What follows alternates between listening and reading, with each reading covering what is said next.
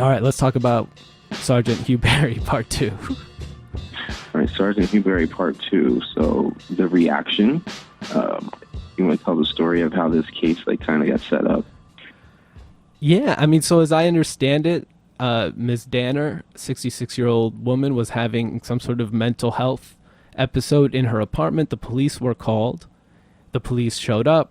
She allegedly attacked Mr. Barry with a baseball bat. He shot and killed her. And now he's been charged with second-degree murder, first and second-degree manslaughter. And there's so many things in this that I almost don't even know where to start, because it feels like I'm talking on one of these conversations where somebody gives me a whole storyline, and every other sentence was built upon a premise that it just simply isn't true, or it conflicts within that sentence, and I don't know how to even unravel it. Yeah. The first thing that they called is that a 66-year-old lady was called for unusual activity. So a cop shows up for unusual activity, and she has scissors, allegedly, and she puts the scissors down, which shows compliance. So at this point in time, I don't understand how we have a situation that's going from compliance to an escalation in a completely unexplained manner. I understand that people can be schizophrenic and do strange things, but I don't know. I've been in these kind of situations, and they don't feel that way when you're there. And I know I'm doing a lot of projecting when I say that, but I had a situation almost exactly like this when, after Miss Danner picked up the baseball bat, allegedly picks up the baseball bat and starts swinging at the officer. So I don't. This is a 66-year-old lady. So I've had 60-year-old ladies in a house. I went into a house for a domestic violence call. Got in there, the guy and the lady were arguing in their late 50s, mid-60s, somewhere in there. And the lady had a baseball bat or a broom, some kind of stick, I don't remember exactly. And she just was swinging it at us, yelling at us, do all this. But the idea of shooting her, I don't know where that could have come in at all. Not even with the scissors, but even with the bat. Yeah. So let me. What was the worst case scenario here? I think you're absolutely right. I mean, but though I have to acknowledge that I'm speaking from the perspective of someone who hasn't been in law enforcement. But I find it hard to believe that face was a woman in her 60s who is attacking me with a non-firearm. That I would feel the need to use a firearm in that situation, especially. But we talked a little bit in the previous episode about the question of whether police's attitudes or activities on the street are in ways reflections of our own societal attitudes and messages that we send, whether advertently or inadvertently. And in this case, somebody saw a woman having a mental health crisis, and their reaction was to call the police specifically. In other words, they called in the cavalry, go handle this. And then the police come and do this, what to me is an insane thing. But to me, it's not clear that you should call the police because somebody is having a mental health episode. Because, the police are essentially a paramilitary organization, right? They're not mental health professionals. They're not social workers. And so we've essentially said we want the violence arm of the state to come and handle this. And then when they come and handle it violently, we're like, what the hell is wrong with you? And so, I wonder if this is one of those moments where the police officer sort of becomes a pawn of the society's demand that they both be violent and perfectly just. Yeah, I think you're really hitting the major issue right on the head, in that even what kind of policing would prevent this? Because what training prevents the answer of violence to the unknown? That's our answer. Like you're saying, it's violence. So policing is violence.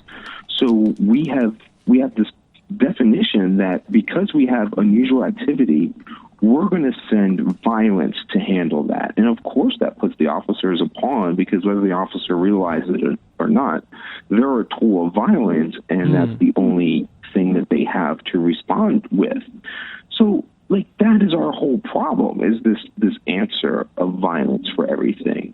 And it like it comes in everything. Like I saw this line in one of the reports that the officer Hughberry was immediately stripped of his badge and gun by Police Commissioner James Leon and publicly criticized Berry's decision by simply saying, "We failed." Right? So that's the statement. So, like you said, we already have these terms of aggression that you talked about before. They're stripping him of his gun and badge, and they're coming down on him, and there's this term of failed, and they're saying that we failed. Right? But who's the who that they're saying failed in this? They're saying that the officer is the one that failed at that. Yeah. And what is the subject? So he gets punished with the loss of his identity, the badge, the loss of the sense of security, the gun, the loss of his dignity to his community in that policing. And what was his job there? What was the purpose of him going there? Was not, like, to him, it was his purpose was to not be at risk. But to the public's purpose, it was what I'm trying to say is the overall definition of justice, which would be getting Miss Danner to the safe treatment.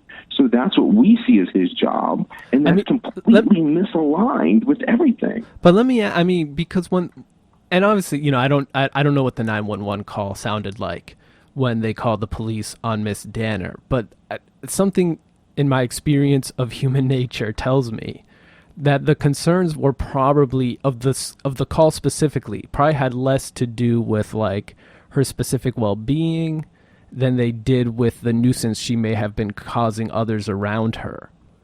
And sure, from the individual caller, absolutely. And so and that's kind of my point about the officer then ending up as a pawn, because like you're called to handle this nuisance, and like you said, we throw violence at it.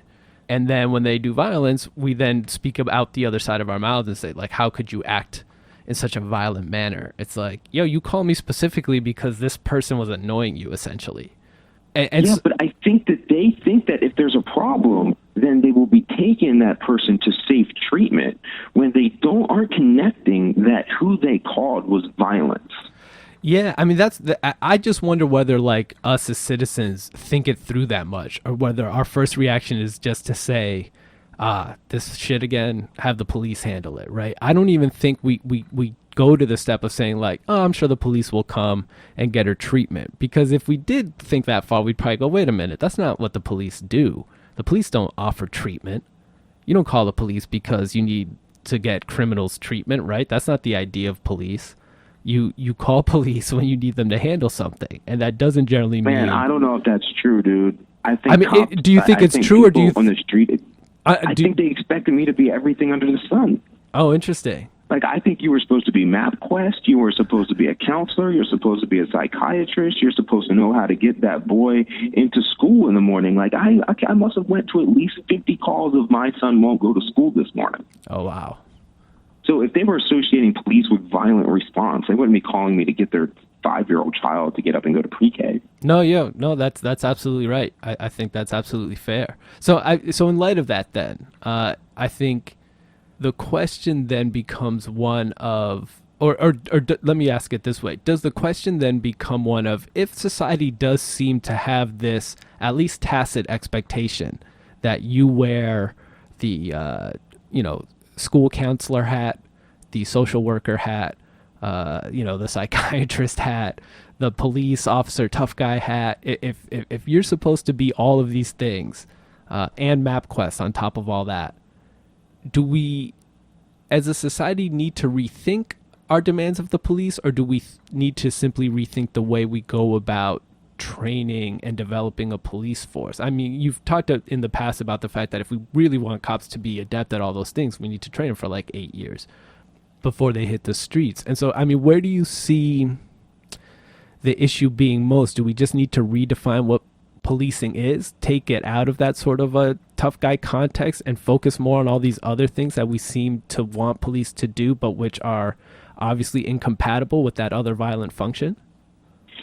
Yeah, I mean, I don't know which way people are going to accept. I want our society to accept the idea that we have to completely redefine what policing is. And so I don't mind the idea that you want to call 911 and expect the government to respond.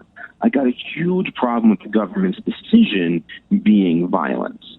I just don't think that the government has decided that the police officer is their wing that will handle and mitigate all issues and complaints.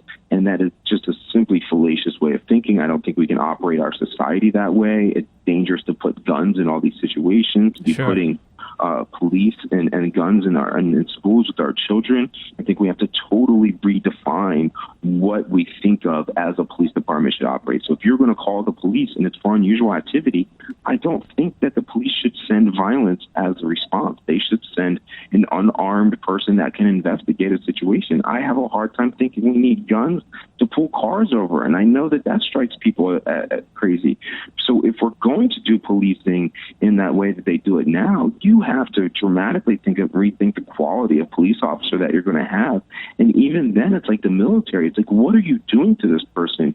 You're making the argument, and even I've made it. I'll give in that that's how you would mitigate it.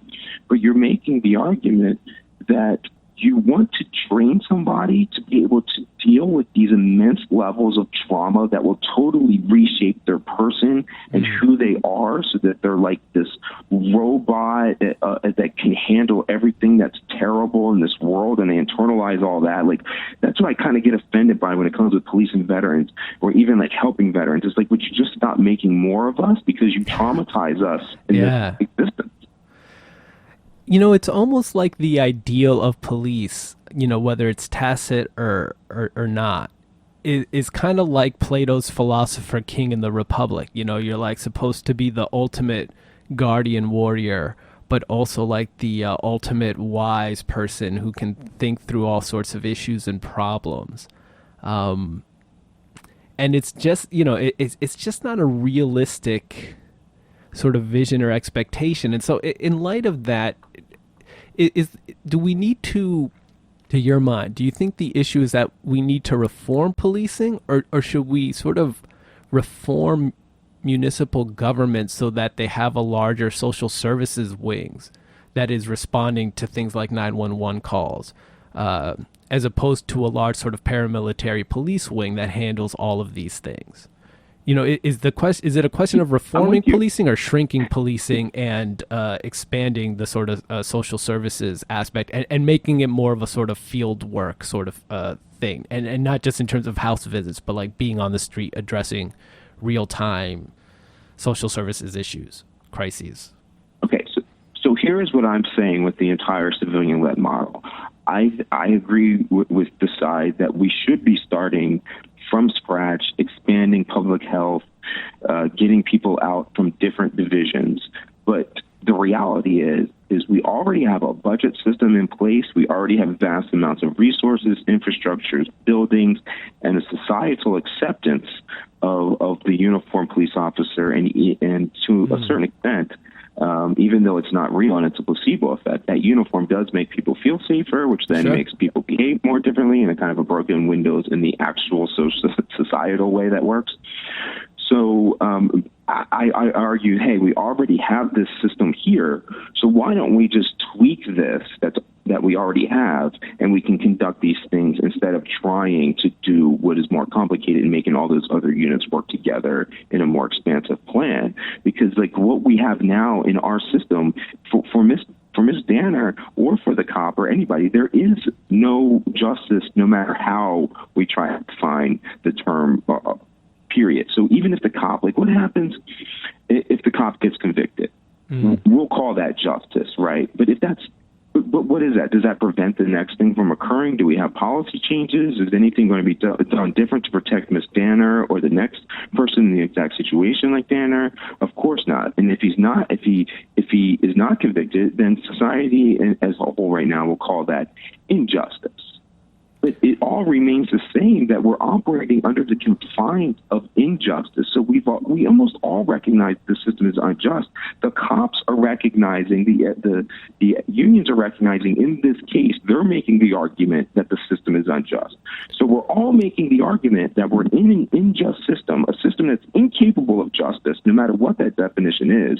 And yet we're still trying to operate within the confines of something that we know we can't get justice from. So So now, like, even the next person that's at home, let alone inside the system, what if you need medication for anxiety or paranoia or delusions? Now, how can you possibly feel safe knowing that if one thing goes wrong, not even can you not call 911, you have to fear anyone else calling 911 on you, because that can all lead to your death. This system cannot work. There is no justice out of this. Yeah, I mean, I agree that the system is not working, but I have to acknowledge that that's in part informed by certain values that I hold. And I think when for example, when you say, or when I say I find what happened unjust or incapable of serving justice, and the Sergeant Benevolence Association says the same thing, I think we're not ultimately describing the same thing, even though we're both using the term justice. And that's why I worry about its utility. But I agree that we have to find a way to at least ask, what are we asking of this thing that we call policing? And are we getting exactly what we asked for? Which I think is what we're getting, because I think we speak both out of both sides of our mouths. And so I don't think we're completely honest about our claims that we want police to be, purely good in the way that the anger at instances of abuse suggest. I think ultimately we want police to be agents of our vengeance. And whether we acknowledge that or even realize that, I think that's ultimately what is driving a lot of the issues with policing. Is that, I mean, even if you think about the presentation of police in media in different movies, they're always kind of the agents of a righteous vengeance, right? And we can't glorify that on one side and call them precisely to when we want them to perform that function, and then get upset when our morality somehow gets bruised because of the outcome of the interaction that then we sent them into. Yeah, but I still think that's because all of our definitions of justice are wrong, no matter who we have that definition of. That's what I'm saying, like, in this system. So let's recognize that justice is complex, and we have to navigate that concept. So don't, like, throw the word away. Just recognize that it's complex, because all these definitions, I don't care what your definition is, you will not find that definition in this system that we have. I think so it doesn't matter who it is. And so in light of that, let me just finish with this question. Why is it that police are so resistant to any sort of reform effort? Because it seems to suggest that, at least from the current state of outcomes, which is that generally police don't, even if today we're more likely to see them charged, we're not generally seeing police convicted. And historically, we did not tend to see police convicted in cases of abuse. It seems like a lot of police are okay with that outcome. And that, to me, has been what I imagine to be at the root of their resistance to reform. But do you think it's something else, or do you think they don't realize how poorly the system is serving them? So I don't think they understand systems enough to know what they're actually trying to say. And I think that's true with a lot of people. They're aware of their outcomes, and they're just not aware of the whys and the how they got to those outcomes. And that's acceptable. That's not a judgment statement. But everyone that thinks and says to me, why do police unions resist reform? Why do police resist reform? I find that patently untrue, and I have no idea where the evidence for that comes from. I do not see police doing that. I don't think I've ever seen police doing that. What I see them You should go to Annapolis and let me explain it. I see them resist the continual misalignment of their inputs and outputs. So they don't know that that's what they're doing, but that's what they're arguing. They're arguing, hey, you can't put a civilian on this board who will judge us that we're doing something wrong, when the truth is that the mayor and all of our entire training and every commander is telling us to do these things. So that's what they resist. If you tell them that you will pay them $100 for an hour to go carry Miss Danner's groceries back and forth to the store, and that's what they will get a good job for, and somebody will say you did great, they will do it. They are just employees. Yeah, I agree. My concern is that in the same way that the mayor and the the police organizational structure is saying do these things, these are the inputs. I think society is also saying these are the inputs, and they do so in part through the figure of the mayor, or But I know, but that's wrong. It's just it's that's what they do now, and that's what they think they do. But we know that we don't. Our policies do not translate into law. That's a patently false idea that society has. Princeton did the study. We know that it's not true. That our ideas don't actually translate into law. So that is an illusion. We don't actually control through then. And so ideally, if that system would work, then so what? But I advocate for throwing that system away.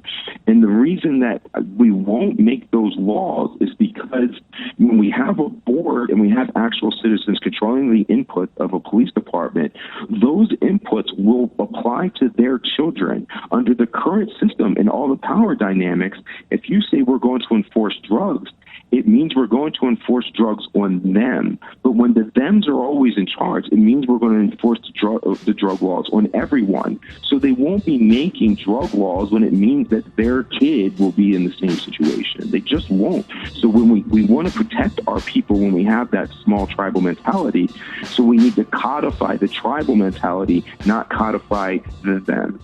And that will enable that if we actually are controlling the inputs and